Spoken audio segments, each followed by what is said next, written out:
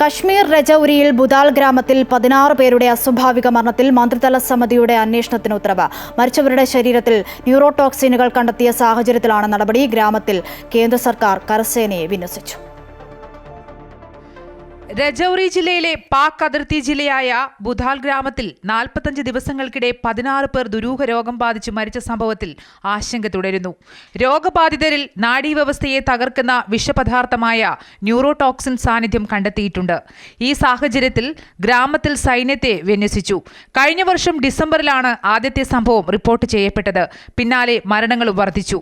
ഈ സാഹചര്യത്തിൽ എന്താണ് സംഭവിക്കുന്നതെന്ന് പഠിക്കാൻ കേന്ദ്ര സർക്കാർ പ്രത്യേക സംഘത്തെ നിയോഗിച്ചിട്ടുണ്ട്. ഡിസംബർ 7-നുണ്ടായ സംഭവത്തിൽ സമൂഹ സൽക്കാരത്തിൽ പങ്കെടുത്ത ഒരു കുടുംബത്തിലെ 7 പേർക്കാണ് ആദ്യം രോഗബാധയുണ്ടായത്. ഇവിടെ 5 പേർ മരിച്ചു. പിന്നാലെ ഡിസംബർ 12-ന് 9-അംഗ കുടുംബത്തിന് രോഗം ബാധിച്ചതിൽ 3 പേർ മരിച്ചു.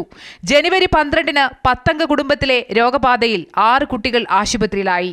ഇവരിൽ 10 വയസ്സുകാരി ബുധനാഴ്ച രാത്രി മരിച്ചു. സംഭവം വിവാദമായതോടെ കേന്ദ്ര സർക്കാരിൽ നിന്ന് വിവിധ രംഗത്തെ വിദഗ്ധരെ ഉൾപ്പെടുത്തിക്കൊണ്ട് ഒരു സംഘത്തെ കേന്ദ്ര ആഭ്യന്തരമന്ത്രി അമിത്ഷാ രജൌരിയിലേക്ക് അയച്ചിട്ടുണ്ട്. ആരോഗ്യ, കൃഷി, രാസവള, ജലവിഭവ മന്ത്രാലയങ്ങളിലെ വിദഗ്ധരാണ് സംഘത്തിലുള്ളത്. News desk, Amrita TV.